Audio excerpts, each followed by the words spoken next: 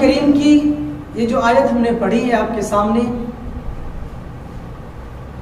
جس کے اندر اللہ رب العزت کہہ رہے ہیں ان عدت الشہور عند اللہ 12 شہرا، اللہ تعالیٰ کہہ رہے ہیں کہ میرے نزدیک مہینوں کی تعداد 12 ہے۔ بالفاظ دیگر اللہ نے 12 مہینے بنائے۔ کتنے مہینے بنائے؟ 12 مہینے بنائے، اور یہ مہینوں کی تعداد اللہ کے یہاں شروع سے ہے، ایسا نہیں ہے کہ اسلام آنے کے بعد سے ہوا ہے۔ یہ 12 مہینے اللہ تعالیٰ کے یہاں شروع سے ہے۔ ان عدت الشہور عند اللہ 12 یوم خلق السماوات والارض منہا، کہ جس دن سے آسمان اور زمین کو بنایا اللہ تعالیٰ نے، اس دن سے ہی مہینوں کو بھی بنائے۔ یوم خلق السماوات والارض منہا 4 حرم، اور اللہ تعالیٰ نے 4 حرمتوں والا مہینہ بنایا، عزتوں والا مہینہ بنایا، احترام والا مہینہ بنایا۔ تو اس میں سے ذی قعدہ ہے، ذی الحجہ ہے، محرم ہے۔ یہ 3 مہینے ایسے جو محرم یعنی حرمت والا مہینہ ہے، عزتوں والا مہینہ ہے، اللہ کے یہاں اس کا بڑا مقام ہے۔ اور یہ جو حرمت والا مہینہ 3 ایک ساتھ آیا ہے، ذی قعدہ، ذی الحجہ، محرم، ٹھیک ہے نا؟ یہ عربوں کے یہاں بھی اس مہینے کی قدر رہی ہے۔ زمانہ جاہلیت کے اندر، اسلام آنے سے پہلے بھی کافر جو کفار تھے، اہل مکہ تھے، وہ بھی اس مہینوں کو احترام والا مہینہ سمجھتے تھے، ذی قعدہ، ذی الحجہ، محرم۔ تو 3 لگاتار آ گیا۔ بعد میں ایک مہینہ آتا ہے جس مہینے کا نام ہے سفر، تو اسی مہینے میں ہم لوگ بھی ابھی سفر کر رہے ہیں، کیا خیال ہے؟ تو یہ سفر المظفر والا مہینہ ہے۔ یہ مہینہ، اس مہینے کو زمانہ عرب کے لوگ بھی اس مہینوں کو نحوست والا مہینہ سمجھتے تھے۔ زمانہ جاہلیت کے اندر بھی اس مہینے کو نحوست والا مہینہ سمجھا جا رہا تھا، اور آج بھی اس مہینوں کو نحوست والا مہینہ سمجھا جا رہا ہے۔ تو بالفاظ دیگر میں یوں کہوں کہ اس زمانے کے جاہلوں میں جو نحوست سمجھتے تھے اس میں، اور آج جو مرد یا عورتیں اس مہینے کو نحوست سمجھ رہے ہیں اس میں، اور آج کے لوگوں میں فرق کچھ بھی نہیں ہے۔ کیونکہ وہ جو اس مہینے کو جاہلیت سمجھتے تھے، وہ جو اس مہینوں کو نحوست سمجھتے تھے، علم نہ ہونے کی وجہ سے، جاہل پنے کی وجہ سے، آج اگر ہم بھی اس مہینے کو نحوست والا مہینہ سمجھ رہے ہیں تو علم نہ ہونے کی وجہ سے، یعنی ہمارے اندر بھی جاہلیت کوٹ کر کے بڑا پڑا ہے۔ تو اس لیے ہم بھی آج اس مہینے کو نحوست والا مہینہ سمجھ رہے ہیں، جبکہ اللہ رب العزت نے 12 مہینے بنائے، اور ان 12 مہینوں کو بنانے کے بعد اللہ تعالیٰ نے پورے قرآن میں یہ کہیں نہیں کہا ہے کہ میرے نزدیک فلاں مہینہ نحوست والا ہے اور فلاں مہینہ برکت والا ہے، جبکہ برکتوں کی تعداد تو بڑی ہے۔ کسی مہینے کی فضیلت کسی مہینے پر تو ہے، دن کی فضیلت کسی دن پر تو ہے، لیکن یہ کہیں نہیں اللہ نے کہا ہے کہ یہ دن یا اس مہینے میں یا اس ہفتے میں اللہ نے نحوستیں ڈالی ہے، برکتیں نہ رکھی ہے۔ برکتیں زیادہ ہیں، وہ موجود ہے، وہ والا مہینہ رمضان میں اٹھا کر کے دیکھ لیں جس میں برکت رحمتیں زیادہ ہے، لیکن یہ کہیں نہیں آیا، اللہ تعالیٰ نے یہ کہیں نہیں کہا ہے کہ کوئی ایسا بھی مہینہ ہے، کوئی ایسا بھی دن ہے جس کو میں نے نحوست بنایا ہے۔ جب اللہ کا دن ہے، مہینہ اللہ کا بنایا ہوا، دن اللہ کا بنایا ہوا، تو اللہ تعالیٰ نہیں کہہ رہے کوئی نحوست والا مہینہ، نحوست والے دن، نحوست والے ہفتے، تو ہم عرب کون ہوتے کہنے والے؟ ہماری تو اوقات نہیں ہونی چاہیے نا، ہمیں یہ کہنے کا اوقات نہیں ہونی چاہیے، اجازت نہیں ہونی چاہیے کہ ہم کسی بھی اپنی منمانی کر دیں، کسی مہینے کو برکت والا اور کسی مہینے کو نحوست والا، یا کسی دن کو نحوست والا قرار دے دیں، یہ ہمیں اور آپ کو اختیار نہیں ہے۔ تو اسی لیے زمانہ جاہلیت کے اندر جو چیزیں پائی جاتی تھی، آج ہم میں بھی جو علماء سے دور ہے، جو دینی باتوں سے دور ہیں، وہ آج بھی اس مہینوں کو نحوست والا مہینہ سمجھتے تھے، ٹھیک ہے نا؟ میں آپ کو سمجھانے کی کوشش کرتا ہوں کہ دیکھیں وہ لوگ اس مہینوں کو نحوست والا مہینہ کیوں سمجھتے تھے؟ سفر کا مہینہ، دیکھیں 3 لگاتار حرمت والا مہینہ آتا ہے، ذی قعدہ، ذی الحجہ، محرم، یہ حرمتوں والا مہینہ ہے، عزتوں والا مہینہ ہے۔ تو زمانہ جاہلیت کے اندر بھی یہ مہینہ حرمت والا تھا، تو اہل مکہ کیا کرتا تھا؟ وہ لٹ مری سے اپنے گھر کو چلاتا تھا، گھر کو لوٹا کرتے تھے، کوئی قافلہ سفر پہ تو اس کو لوٹ لیا کرتے تھے، تو اس سے اپنے گھر اور بچے کو پالا کرتے تھے۔ تو 3 لگاتار حرمت والا مہینہ آ جاتا تھا، ذی قعدہ، ذی الحجہ، محرم۔ تو ان 3 مہینوں میں وہ لوگ لٹمری بھی نہیں کرتے تھے، قافلے کو نہیں لوٹتے تھے، کسی کے گھر کو لوٹتے نہیں تھے، اور قتل و غارت، لڑائی جھگڑے سب کو بند کر دیتے تھے۔ تو 3 مہینے لگاتار جب یہ لڑائی بھی بند ہو گیا ہے، لٹ مری بھی بند ہو گیا ہے، قافلے کو لٹنا بھی نہیں ہے، کسی کے گھر کو لٹنا بھی نہیں ہے، تو پھر ان کے گھر جو ہے نا خالی ہو جایا کرتے تھے، خالی ہو جایا کرتے تھے، اناج نہیں، کچھ بھی نہیں ہے۔ تو اب جب سفر کا جو مہینہ شروع ہوتا تھا، سفر کا جو مہینہ شروع ہوتا تھا، تو 3 مہینے کے یہ لوگ کچھ کیے نہیں ہیں، تو سفر کے مہینے آتے آتے ان لوگوں کا مال ساز و سامان ختم ہو جایا کرتے تھے، اسی لیے اس مہینے کو وہ لوگ صفر سے تعبیر کرتے ہیں، اور صفر عربی میں کہتے ہیں زیرو کو، تو اس مہینے کے اندر وہ لوگ زیرو ہو جایا کرتے تھے، کچھ بھی نہیں بچتا تھا، اسی لیے وہ لوگ اس مہینے کو کہتے تھے یہ نحوست والا مہینہ ہے۔ نحوست والا مہینہ اس کو اس لیے بھی سمجھتے تھے کہ اس مہینے کے اندر لوگ قتل و غارت شروع کر دیتے تھے، 3 مہینے بند تھا، اور اس کے بعد یہ سفر کا مہینہ جیسے شروع ہوا، لڑائی جھگڑا شروع ہو گیا، تو لڑائی جھگڑے جب ہوتے تھے تو کتنے ایسے گھر ہوتے تھے جو مردوں سے خالی ہو جایا کرتے تھے۔ لڑائی جھگڑے ہوگی تو ظاہر سی بات ہے ادھر یا ادھر کے قبیلے والے مریں گے آپس میں، تو کچھ قبیلے خالی ہو جایا کرتے تھے، تو اسی لیے یہ نحوست والا مہینہ، یہ قتل و غارت والا مہینہ، کیونکہ یہ مہینہ وہ مہینہ جو ہمارے گھروں کو خالی کر دیا، یعنی مردوں سے ہمارے گھروں کو خالی کر دیا۔ حدیث میں آتا ہے کہ اس مہینے کے اندر ہی لوگ قتل و غارت کے ڈر سے، یا لوگ لوٹ لیں گے ہمارے مالوں کو، اس سے ڈر کے لوگ پہاڑوں پہ جا کر کے رہنے لگتے تھے، پہاڑوں پہ چلے جایا کرتے تھے تاکہ ہمارا مال ہم سے محفوظ رہ سکے۔ کیوں؟ ڈر سے کہ یہ اگر ہم گھر میں رہیں گے تو لوگ لوٹ لیں گے، پھر ہمارے گھر تباہ و برباد ہو جائے گا اور ہم گھر سے خالی ہو جائیں گے۔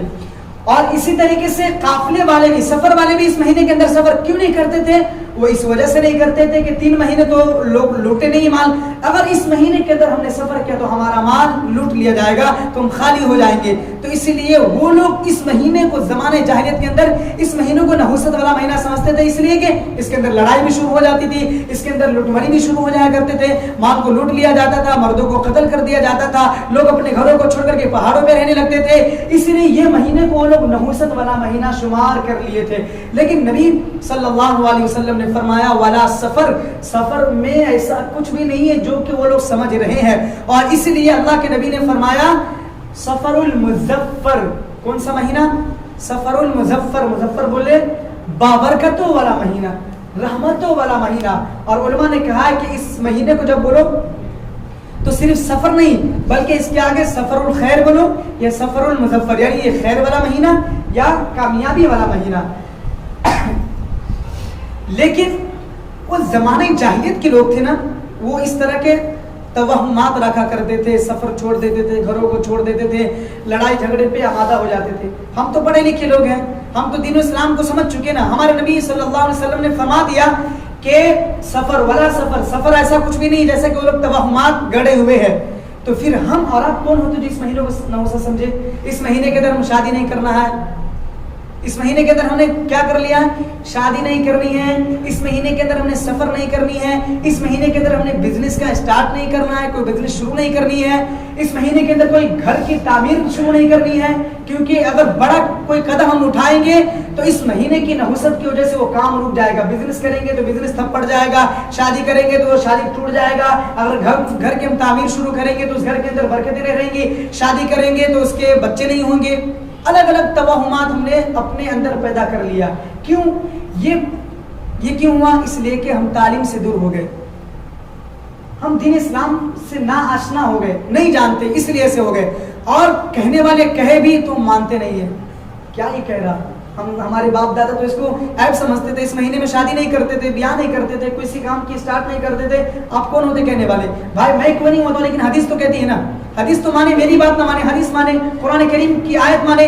قرآن کریم میں اللہ نے کہیں نہیں کہا کہ کوئی بھی ایسا مہینہ، میں نے 12 مہینے بنایا جس مہینے میں ہم نے کوئی ایک مہینہ ایسا ہے جو کہ نحوست والا مہینہ ہے، جس مہینے میں شادی نہیں کرنی چاہیے، بیاہ نہیں کرنا چاہیے، جس مہینے کے اندر گھر کی تعمیر شروع نہیں کرنی چاہیے، بزنس کا اسٹارٹ نہیں کرنا چاہیے۔ اللہ نے کہیں ایسا نہیں کہا۔ جب اللہ نے نہیں کہا تو ہمیں اور آپ کو بھی نہیں، یہ حق نہیں ہے کہ کچھ کرے اس کے اندر، ٹھیک ہے نا۔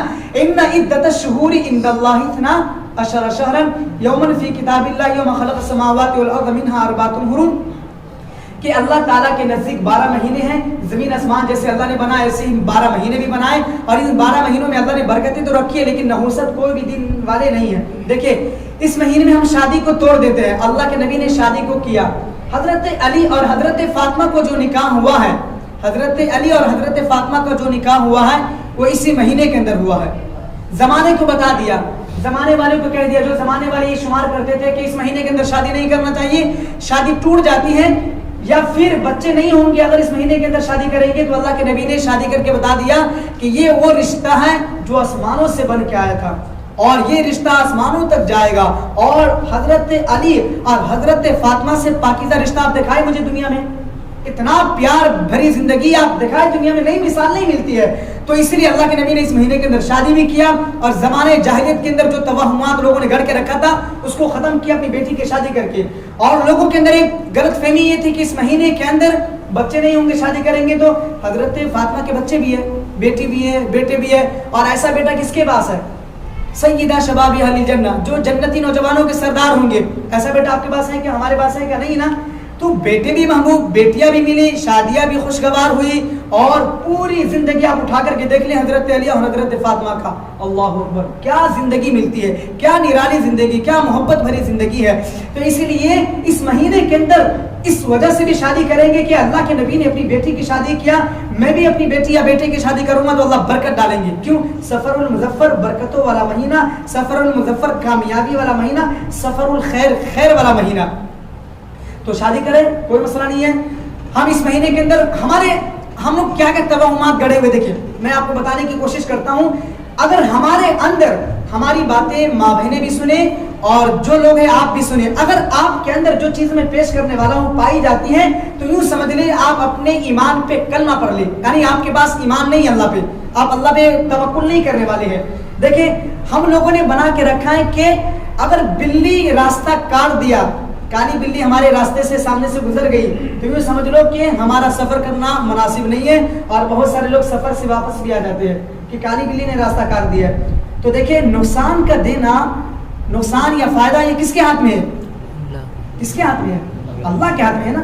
بسم اللہ الذی لا یضر مع اسمہ شیء فی الارض ولا فی السماء وهو السمیع العلیم. حضرت عمر کے پاس ایک یہودی آیا اور وہ کہنے لگا کہ اس شیشے کے اندر ایسی زہر ہے کہ اس کا ذائقہ آج تک لوگ نہیں بتا پائے. کیوں؟ جیسی لوگوں نے پیا ہے زندگی سے ہاتھ دھو بیٹھا ہے. تو حضرت عمر شیشی لیے، ڈھکن کھولے، بسم اللہ الذی لا یضر مع اسمہ شیء فی الارض ولا فی السماء وهو السمیع العلیم پڑھ کے وہ شیشی پوری پی لی زہر کی اور کچھ بھی نہیں ہوا. کیوں؟ حضرت عمر نے کہہ دیا کہ تمہارے دماغوں میں یہ بات ہے کہ یہ شیشی نقصان پہنچانے والی ہے یا کوئی چیز، لیکن میرا ایمان ہے جب تک اللہ نقصان نہ پہنچائے کوئی کچھ نہیں کہہ سکتا.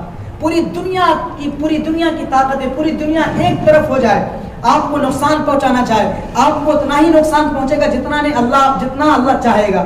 پوری دنیا مل کر کے آپ کو فائدہ پہنچانا چاہے آپ کو اتنا ہی فائدہ پہنچے گا، ملے گا جتنا آپ کے مقدر میں ہوگا، اس سے زیادہ نہیں ہے. تو اسی لیے ہمارے اندر کیا ہے، بلی نے راستہ کاٹ دیا تو سفر بند، سفر کرنا مناسب نہیں ہے. اب ہمارے لیے سفر کرنا مناسب نہیں ہے کیونکہ اگر ہم نے سفر کر لیا تو یہ سفر میں ہم ایکسیڈنٹ بھی ہو سکتے ہیں، گر بھی سکتے ہیں، مر بھی سکتے ہیں، کٹ بھی سکتے ہیں. اگر آپ کے اندر جس کے اندر بھی پائی جاتی ہے تو آپ اپنے ایمان پہ کلمہ پڑھ لے، جنازہ پڑھ لے، کیونکہ آپ کا ایمان محفوظ نہیں ہے. کہ بلی نقصان، پوری دنیا کے بلی ایک طرف ہو جائے راستہ کاٹ لے، اللہ نے نقصان نہیں لکھی تو نہیں ہوگا، اللہ نے نقصان لکھا ہے تو نقصان ہو جائے گا. ہم لوگ جو مرغی پکڑتے ہیں اس کو کیا بولتے ہیں؟ منگس. اگر اس نے راستہ کاٹ دیا، ہمارے سامنے سے گزر گیا تو سمجھو کہ دن اچھا گزرنے والا ہے. کیوں؟ سامنے سے گزر گیا نا، تبھی ہم مچھی پہ جا رہے ہیں. ایک دفعہ ایسا ہوا تھا، میں جاتا تو نہیں لیکن ایک دفعہ جانا ہوا تھا تو سامنے سے وہ منگس گزر گیا تو اب کہنے لگا کہ آج مچھی ملیں گی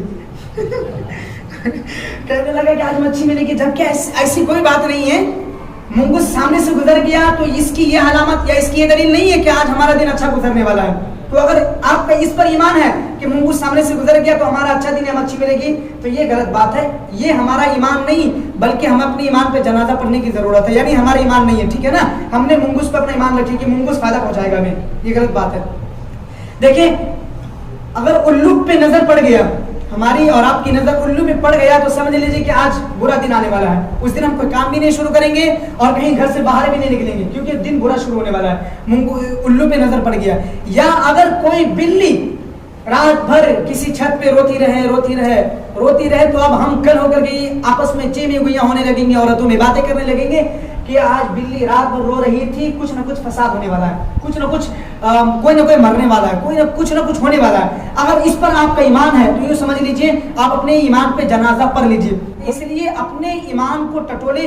آپ کے دلوں میں ایسے توہمات ہیں تو آپ زمانہ جاہلیت کے لوگوں کی طرح زندگی بسر کرنے والے ہیں. کوا اگر ہمارے گھروں پہ بولیں گے تو ہم کیا سمجھتے ہیں؟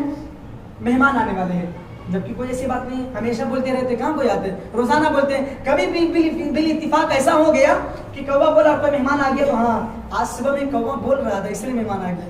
یہ بالکل غلط بات ہے. اسی لیے یہ زمانہ جاہلیت کے اندر لوگوں کے اندر پائی جاتی تھی. اگر ہم نے کسی عورت کا چہرہ دیکھ لیا تو ہم اس کو سمجھ لیتے ہیں کہ یہ عورت، جس دن ہم نے اس عورت کا چہرہ دیکھا ہے یہ عورت کی وجہ سے ہمارا کام نقصان ہوا ہے. یا اگر ہم کہیں کا سفر کر رہے ہیں، کچھ شروع کر رہے ہیں، کوئی بندہ ٹوک دیا تو ہم یہ شمار کر لیتے ہیں کہ نہیں یار اس کی ٹوکنے کی وجہ سے ہمارا کام کا نقصان ہو جاتا ہے.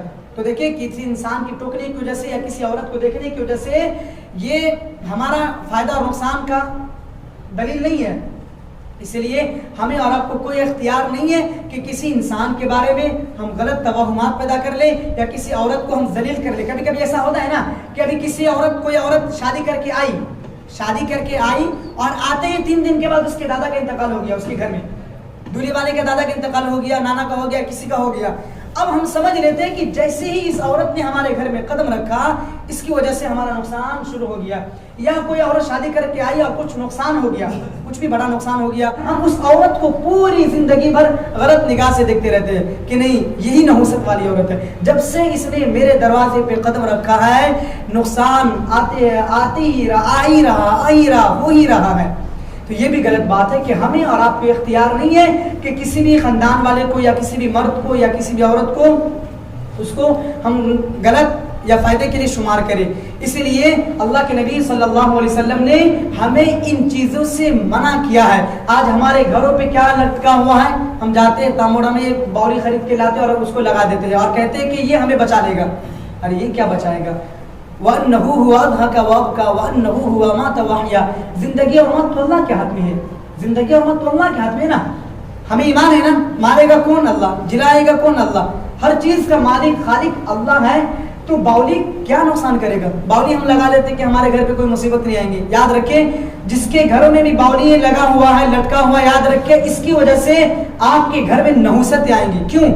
میں آپ کو حدیث سناتا ہوں کہ جس گھر میں تصویر لگی ہوگی، کسی جاندار کی تصویر ہوگی، رحمت کے فرشتے اس گھر کے اندر نہیں داخل ہوتے ہیں. اور یہ تو تصویر کی بات ہے، اور ہم نے تو اس کو لگا کے رکھا ہے کہ جس ایک ایسا ہمارے دیش میں ایک ایسے دھرم والے ہیں کہ جس کا اس پر ایمان ہے، اس مورتی پہ اس کا ایمان ہے کہ یہ ہمیں نقصان فائدہ سب کچھ یہی کرتا ہے. معلوم ہے نا، ہم نے اس کو شمار کر لیا. اگر اس کا عقیدہ وہ ہے، اس عقیدے کو ہم نے اپنے گھروں میں لگا دیا ہے. تو حدیث کیا کہتی ہے کہ اگر کسی گھر میں جاندار کی تصویر ہو تو اس کے اندر رحمت کے فرشتے نہیں آتے ہیں. آپ کے گھروں میں ایک غیر قوم کا ہے جس پر اس کا ایمان ہے، آپ نے اس کو اپنے ایمان کا شمار کر لیا، اس پر آپ نے ایمان رکھ لیا کہ یہ باولی مجھے بچا لے گا، یہ چپل الٹی چپل رکھ لیں گے، لیمبو لگا لیں گے، گھروں میں ناریل باندھ دیں گے، یہ سب چیزیں ہمیں بچا دیں گے. یاد رکھیے جب تک آپ یہ چیزوں کو باندھ کر کے رکھیں گے آپ کے گھر میں سکون نہیں آئے گا. لکھ کر کے رکھ لیجیے، کبھی زندگی بھر بھی سکون نہیں ملے گا. زندگی بھر کبھی یہ پریشانی کبھی وہ پریشانی. لاکھ روپے کما لیجیے، کروڑ روپے گھر میں آ گیا نا پھر بھی آپ کا دل بے چین رہے گا، سکون آ ہی نہیں سکتا ہے کیونکہ آپ نے فائدہ اور نقصان اس کو شمار کر لیا ہے. تو اسی لیے جس گھروں میں باولی لٹکا ہوا ہے خدارا جائیے اور اس باولی کو نکال کر کے پھینک دیجیے. یہ کوئی نہیں ہوتا، یہ کیا ہوتا ہے ہمیں فائدہ اور نقصان پہنچانے والا. یہ خود اپنی حفاظت نہیں کر سکتے کیا نہیں کر سکتے، اپنی حفاظت نہیں کر سکتے ہیں تو کیوں ایسی چیزوں کو ہم لا کر کے اپنے گھروں میں رکھ رہے ہیں کہ یہ میرے کو بچا لیں گے. اللہ اکبر. یہ مسلمان نہیں ہے. جس کے گھروں میں بھی ہے جائے اور وہ باولی کو نکالے، الٹی چپل لٹکا ہوا ہے تو اس کو پھینکے، اور لیمبو باندھے ہوئے گھر میں وہ اس کو پھینکے، ناریل رکھے اوپر لٹکا کر کے کہ یہ اس سے ہماری بلائیں ٹل سکتی ہیں تو وہ سب کے نکال کر کے پھینکے. اس لیے کہ اگر ایسے ہی رہ کر کے مر گئے نا تو یوں سمجھ لیجیے ہمارا ایمان پہ خاتمہ نہیں ہوا بلکہ ہمارا خاتمہ غیر ایمان پہ ہوا ہے. کیونکہ ہم نے ایمان تو دوسری چیزوں کی طرف رکھ لیا نا.